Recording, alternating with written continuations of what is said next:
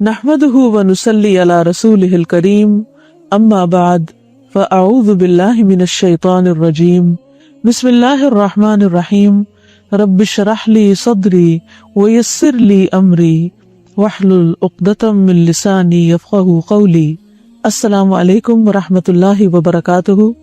آج ہم انشاءاللہ گناہوں کی بخشش کے موضوع پر آپ سے گفتگو کریں گے اور اس سلسلے میں دعائیں بھی آپ کے ساتھ شیئر کریں گے جن کو عام طور پر استغفارات کہا جاتا ہے، یعنی اللہ سے گناہوں کی بخشش مانگنا۔ سب سے پہلی بات تو اس سلسلے میں یہ جاننا ضروری ہے کہ گناہ ہے کیا۔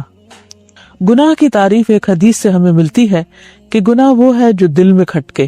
نواس بن سمان رضی اللہ عنہ سے روایت ہے کہ میں نے رسول اللہ صلی اللہ علیہ وسلم سے نیکی اور گناہ کے بارے میں سوال کیا تو آپ نے فرمایا، نیکی اچھے اخلاق کا نام ہے اور گناہ وہ ہے جو تیرے دل میں کھٹکے اور تجھے یہ ناگوار ہو کہ لوگ اس سے باخبر ہوں۔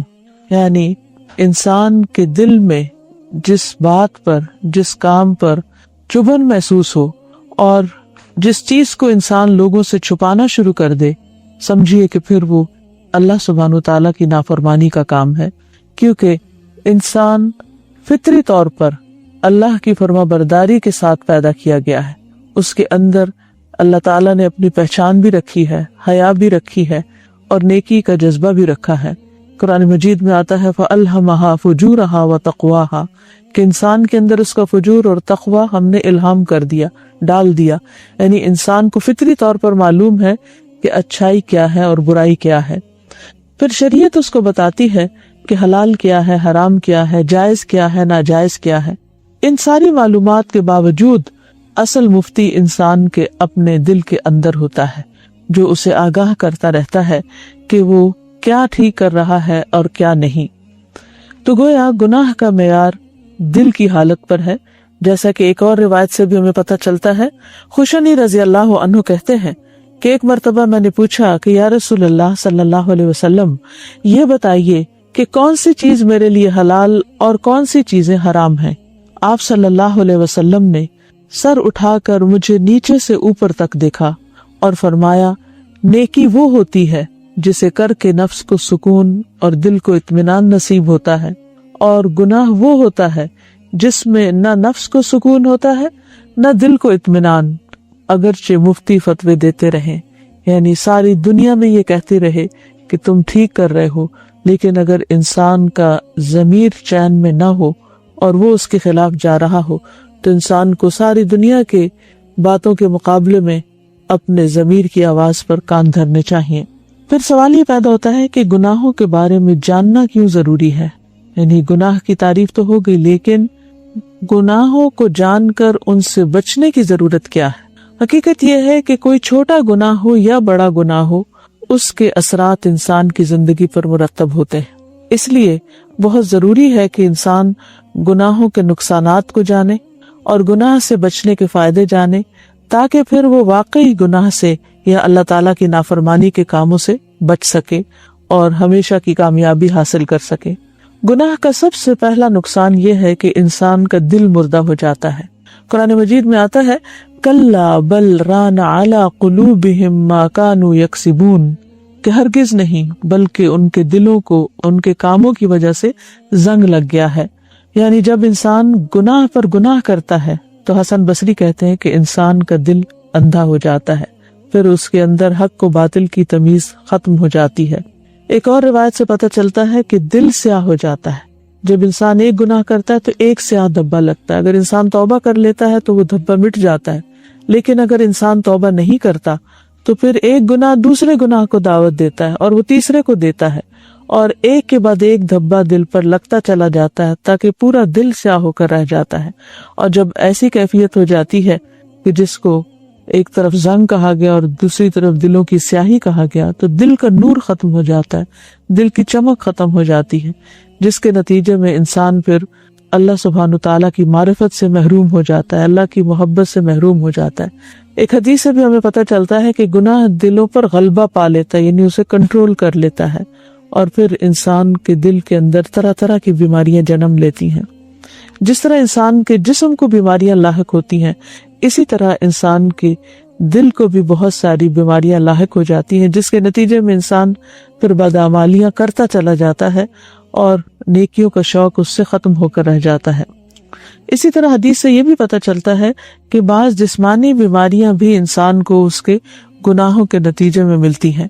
رسول اللہ صلی اللہ علیہ وسلم نے فرمایا، جب کسی قوم میں بدکاری عام ہو جاتی ہے اور وہ اعلانیہ اس کا ارتکاب کرتے ہیں تو ان میں طاعون اور ایسی مختلف بیماریاں پھیل جاتی ہیں جو ان سے پہلے لوگوں میں موجود نہ تھی، یعنی ایسی نئی نئی بیماریاں جن کا کبھی نام بھی نہیں سنا گیا پہلے، ان کی سبب، ان کی وجہ کیا بتائی گئی کہ وہ گناہوں کی وجہ سے جنم لیتی ہیں۔ پھر اسی طرح حالات کی تنگی اور بے سکونی عام ہو جاتی ہے۔ اللہ تعالیٰ فرماتے ہیں، من اعرض عن ذکری فإن له معیشۃ ضنکا، اور جس نے ہماری نصیحت سے منہ موڑا ہم اس پر زندگی تنگ کر دیں گے۔ پھر اسی طرح گناہوں کی وجہ سے بہت سے مصائب اور مشکلات اترتی ہیں۔ حضرت عمر رضی اللہ تعالیٰ عنہ نے جب حضرت عباس سے بارش کے لیے دعا کرنے کو کہا تو انہوں نے کہا، اے اللہ، بے شک مصیبتیں گناہوں کی وجہ سے ہی نازل ہوتی ہیں اور انہیں صرف توبہ ہی مٹا سکتی ہے۔ رسول اللہ صلی اللہ علیہ وسلم نے فرمایا، کوئی گناہ اس لائق نہیں کہ اللہ اس کے کرنے والے کو دنیا میں جلدی سزا دے دے اور اس کے ساتھ ساتھ آخرت میں بھی اس کی سزا جمع رکھے، جیسے کہ ظلم اور زیادتی اور قطع رحمی ہے۔ یعنی یہ ایسے گناہ ہیں کہ جن کی سزا انسان کو دنیا میں بھی ملتی ہے اور آخرت میں بھی ملے گی۔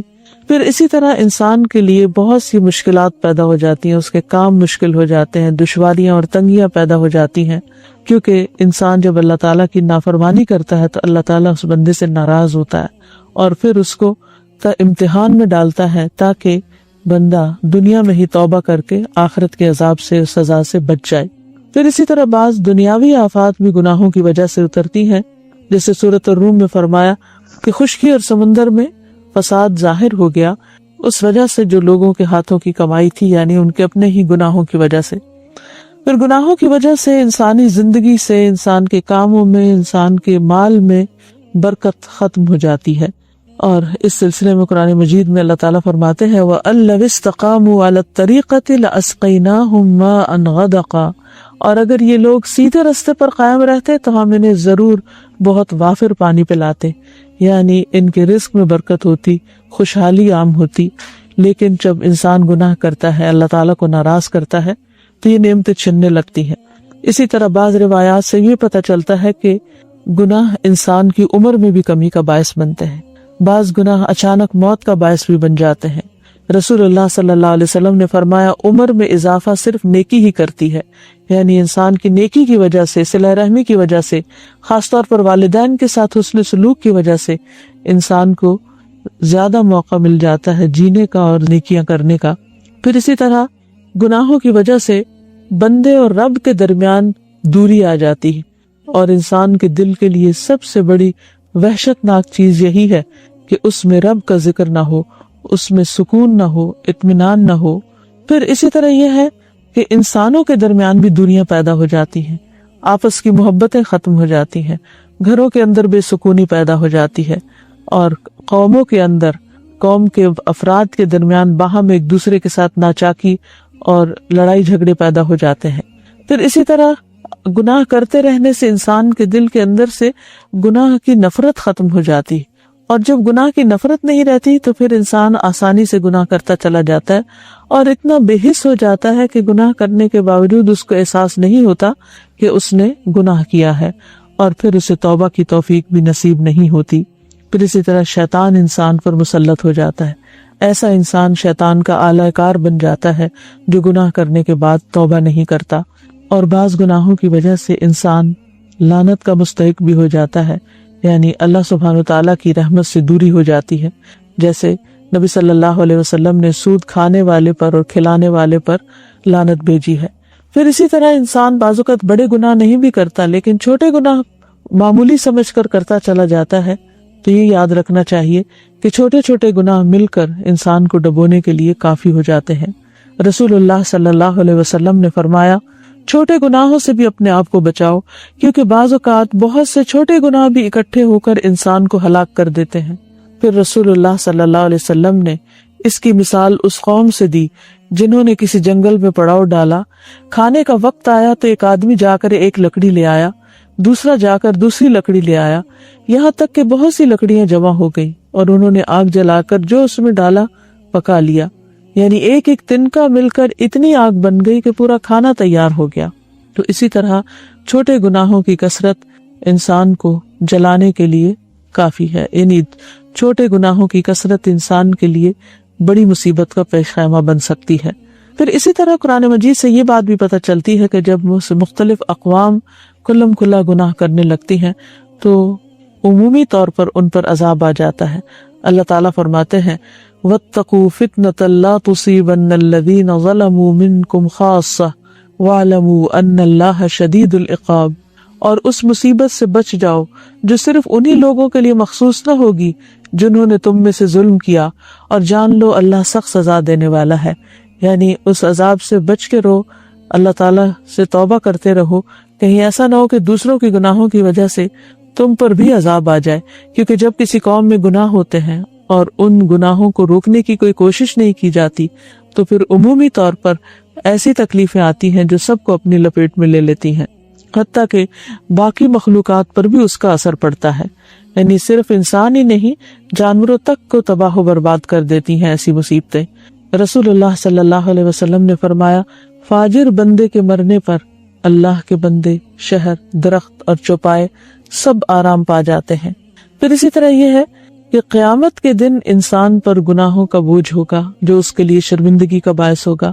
قرآن مجید میں آتا ہے وَلَا تَزِرُ وَازِرَةٌ وِزْرَ أُخْرَى وَإِن تَدْعُ مُثْقَلَةٌ إِلَىٰ حِمْلِهَا لَا يُحْمَلْ مِنْهُ شَيْءٌ وَلَوْ كَانَ ذَا قُرْبَىٰ، کوئی بوجھ اٹھانے والا دوسروں کے گناہوں کا بوجھ نہیں اٹھائے گا، اور اگر بوجھ سے لدا ہوا شخص کسی دوسرے کو اٹھانے کے لیے بلائے گا بھی تو کوئی اس کے بوجھ کا کچھ بھی حصہ اٹھانے کو تیار نہ ہوگا، اگرچہ وہ اس کا رشتہ دار ہی کیوں نہ ہو۔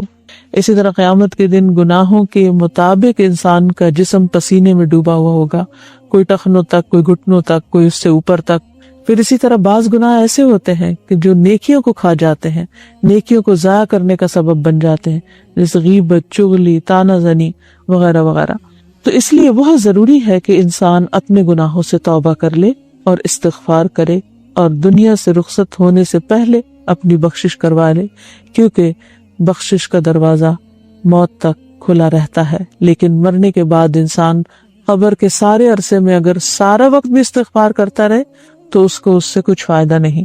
اللہ سبحانہ وتعالی انسان کو خود استغفار کرنے کی ترغیب دیتے ہیں، فرمایا افلا یتوبون الی اللہ ویستغفرونہ واللہ غفور الرحیم، کیا یہ لوگ اللہ کے حضور توبہ نہیں کرتے اور اس سے بخشش طلب نہیں کرتے، حالانکہ اللہ بخشنے والا اور رحم کرنے والا ہے۔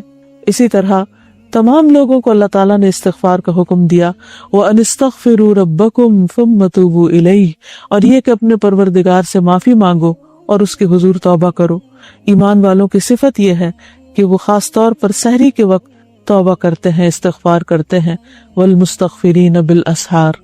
پھر اسی طرح تمام انبیاء اپنے رب کے حضور استغفار کرتے رہے۔ ابراہیم علیہ السلام کہتے ہیں وَالَّذِي أَطْمَعُ أَن يَغْفِرَ لِي خَطِيئَتِي يَوْمَ الدِّينِ، اور میرا رب وہ ہے جس سے میں توقع رکھتا ہوں کہ قیامت کے دن میری خطائیں معاف فرما دے گا۔ موسیٰ علیہ السلام نے دعا کی قال رب انی ظلمت نفسی فاغفر لی فغفر لہ انہ هو الغفور الرحیم، اے میرے پروردگار بلا شبہ میں نے اپنے آپ پر ظلم کیا ہے، لہذا مجھے معاف کر دے۔ چنانچہ اللہ تعالیٰ نے اسے معاف کر دیا، بلا شبہ وہ بڑا بخشنے والا، رحم فرمانے والا ہے۔ پھر یونس علیہ السلام نے دعا کی لا الہ الا انت سبحانک انی کنت من الظالمین۔ داؤد علیہ السلام نے دعا کی وظن داؤد انما فتناہ فاستغفر ربہ وخر راکعا واناب۔ اب داؤد کو خیال آیا کہ دراصل ہم نے اس کی آزمائش کی ہے، چنانچہ انہوں نے اپنے پروردگار سے معافی مانگی اور رکوع میں گر گئے اور اس کی طرف رجوع کر لیا۔ تو اس سے پتہ چلتا ہے کہ اتنے بڑے بڑے پیغمبر جو اللہ کے محبوب بندے تھے کس طرح اللہ تعالیٰ کے سامنے عاجزی کرتے ہیں اور اپنے گناہوں کی معافی مانگتے ہیں۔ پھر اسی طرح نبی صلی اللہ علیہ وسلم دن میں 100 بار استغفار کیا کرتے تھے، تو اس لیے ہم سب کو بھی کثرت سے استغفار کرنی چاہیے۔ استغفار بیماریوں کا علاج بھی ہے اور اللہ کے عذاب سے بچانے والا بھی اللہ سبحانہ وتعالیٰ کی رحمت پانے کا ذریعہ ہے، اور پھر بارش کے نزول کا ذریعہ بھی ہے، زراعت میں برکت کا ذریعہ، کبیرہ اور صغیرہ گناہوں سے معافی کا ذریعہ، اچھا اعمال نامہ پانے کا ذریعہ، یعنی قیامت کے دن انسان کو جن کی بخشش ہوگی ان کو خوشخبری دی جائے گی اور ان کا نامہ اعمال جو ہے وہ بہترین نامہ اعمال ہوگا، پھر جنت میں درجات کی بلندی استغفار کی وجہ سے ہوگی۔ تو اس لیے ضروری ہے کہ ہم اٹھتے بیٹھتے اپنے گناہوں کی معافی مانگتے رہیں، اور استغفار کے لیے انسان اپنی زبان میں بھی اللہ تعالیٰ سے بخشش مانگ سکتا ہے، لیکن بہتر یہ ہے کہ اگر انسان قرآنی دعاؤں اور مسنون دعاؤں کا سہارا لے اور ان کو سیکھ بھی لے، کیونکہ یہ ہم سب کی ضرورت ہے۔ جہاں تک قرآنی دعاؤں کا تعلق ہے تو اس میں آتا ہے رب انی ظلمت نفسی فاغفر لی، اے میرے رب بلا شبہ میں نے اپنے آپ پر ظلم کیا ہے لہٰذا مجھے معاف فرما دے۔ پھر ہے رب اغفر وارحم وانت خیر الراحمین، اے میرے رب بخش دے اور رحم کر، اور تو رحم کرنے والوں میں سب سے زیادہ رحم والا ہے۔ پھر ہے رب اغفر لی ولوالدی وللمؤمنین یوم یقوم الحساب، اے پروردگار مجھے بخش دے، میرے والدین اور سارے مومنوں کو جس دن حساب کتاب ہو۔ پھر ایک اور دعا ہے ربنا اتمم لنا نورنا واغفر لنا انک علی کل شیء قدیر، اے ہمارے رب ہمارے لیے ہمارا نور پورا کر دے اور ہمیں بخش دے، یقیناً تو ہر چیز پر خوب قادر ہے۔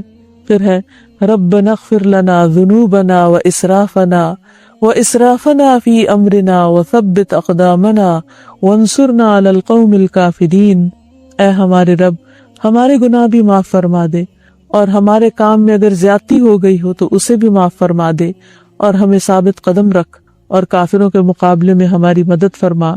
پھر اسی طرح نبی صلی اللہ علیہ وسلم نے جو استغفارات سکھائے ہیں ان میں آتا ہے استغفر اللہ واتوب الیہ، رب اغفر لی رب اغفر لی، پھر رب اغفر لی ما اسررت وما اعلنت، پھر ہے اللہم اغفر لی ذنبی وخطئی وعمدی، پھر ہے سبحان اللہ وبحمدہ استغفر اللہ واتوب الیہ، پھر اسی طرح استغفر اللہ الذی لا الہ الا هو الحی القیوم واتوب الیہ، پھر ہے اللہم اغفر لی ذنبی کلہ دقہ وجلہ اولہ وآخرہ وعلانیتہ وسرہ، اے اللہ میرے تمام گناہ معاف کر دے، چھوٹے بڑے، اول آخر، ظاہری اور پوشیدہ۔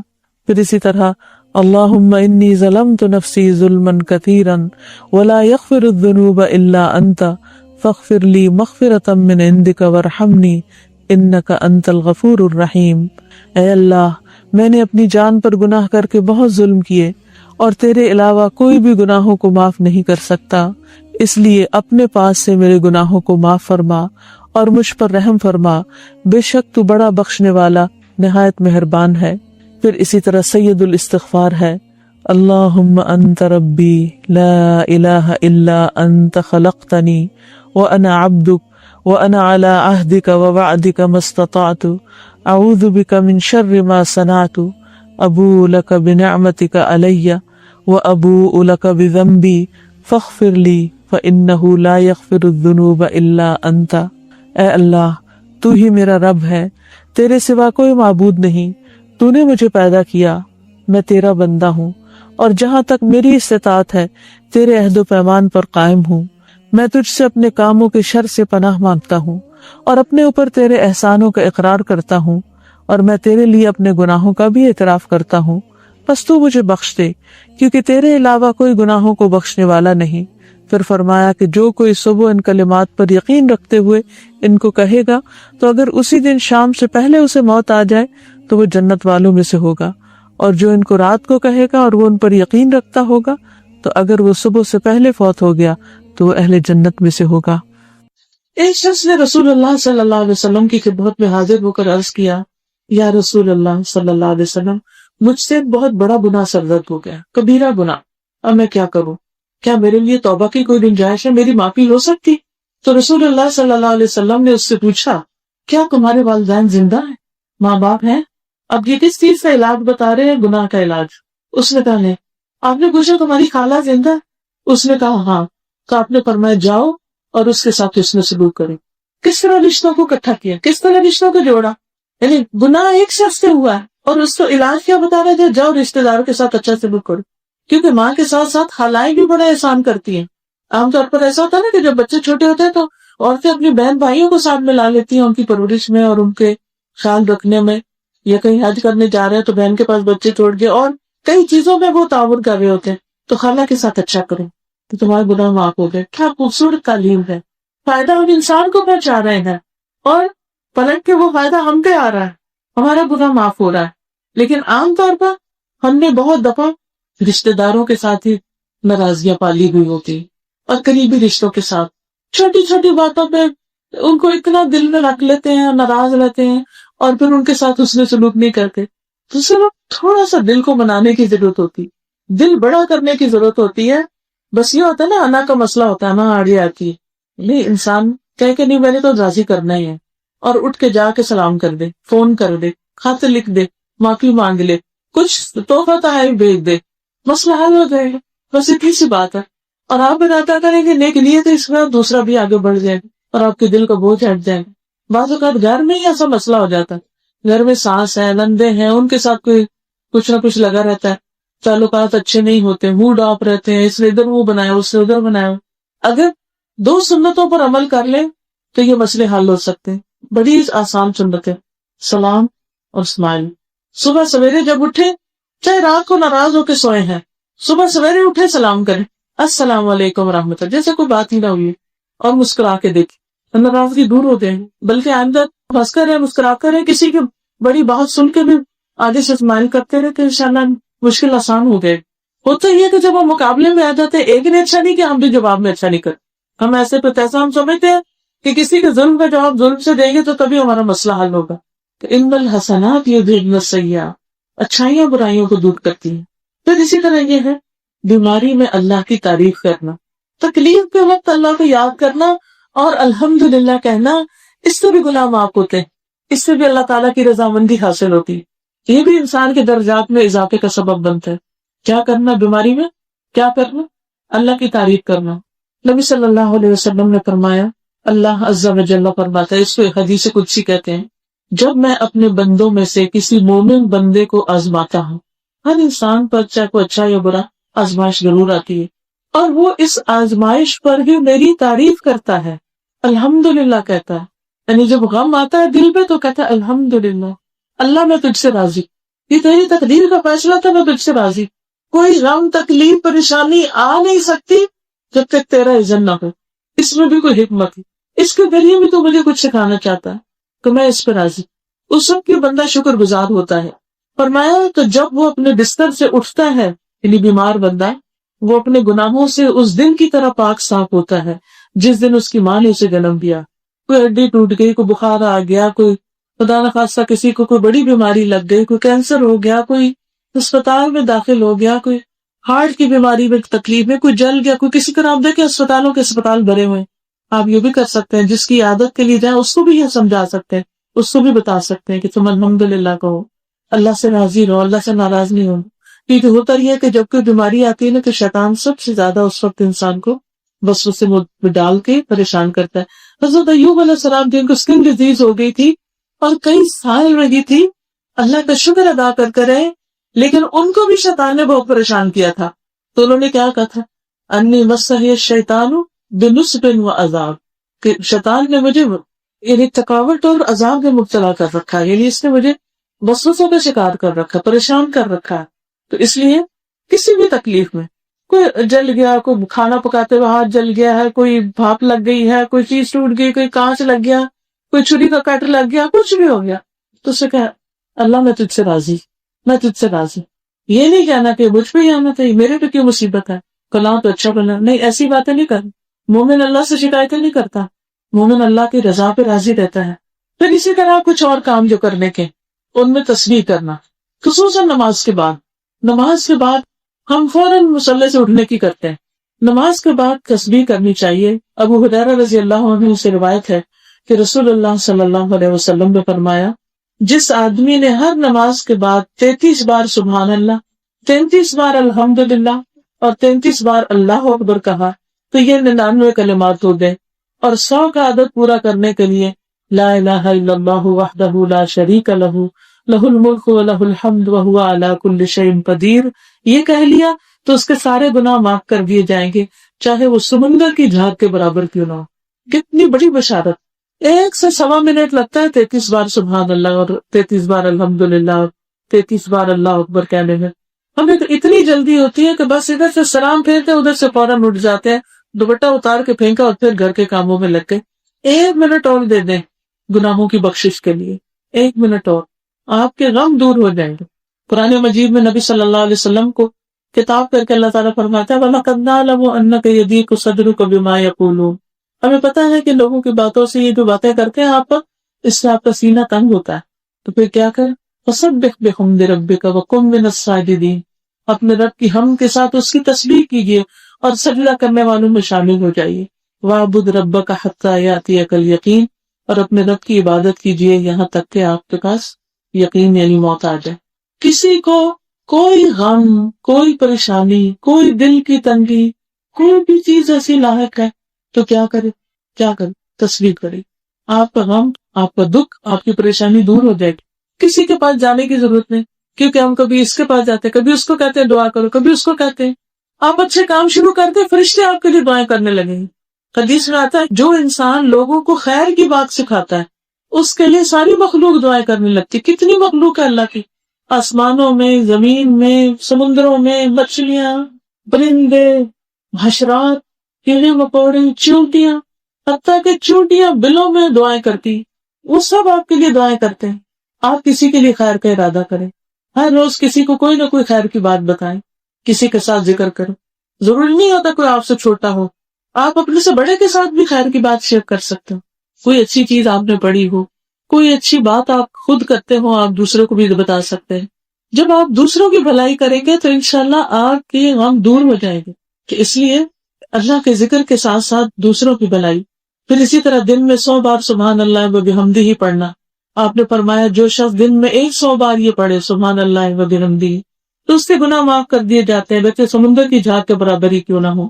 پھر اسی طرح استغفار پڑھنا، استغفر اللہ الذی لا الہ الا هو الحی القیوم واتوب الیہ۔ سوتے وقت اللہ کا ذکر کرنا، لباس پہننے کے بعد دعا کرنا، کھانے کے بعد دعا پڑھنا، یہ سارے اوقات کیا ہے؟ دنیا کے کام ہے۔ اب اس سوتے وقت کون سی دعا ہے؟ لا الہ الا اللہ وحدہ لا شریک لہ، لہ الملک ولہ الحمد وہو علی کل شیء قدیر، سبحان اللہ والحمد للہ ولا الہ الا اللہ واللہ اکبر، بس اتنا۔ اور اگر رات کو آپ کی آنکھ کھل جائے، سائڈ تو بدلتے ہیں نا، ہاتھ دائیں سے بائیں، بائیں سے دائیں، آنکھ تو کھلتی، ہر ایک کی ایک نہ ایک دفعہ کھلتی، تو اس وقت اگر انسان کہے لا الہ الا اللہ وحدہ لا شریک لہ، لہ الملک ولہ الحمد وہو علی کل شیء قدیر، وہاں الحمدللہ پہلے آتا ہے، الحمدللہ وسبحان اللہ ولا الہ الا اللہ واللہ اکبر ولا حول ولا قوت الا باللہ العلی العظیم، اللہم اغفر لی، اللہ تو مجھے معاف کر دے، تو اس کے سارے گناہ معاف کر دیے جاتے۔